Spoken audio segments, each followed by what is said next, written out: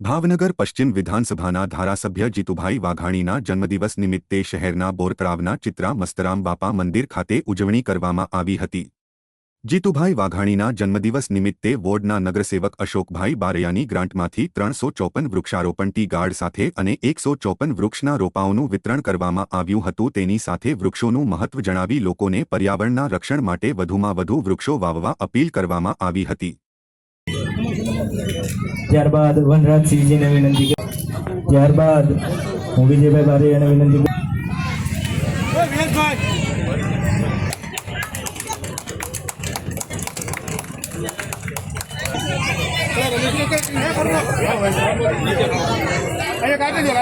અહીંયા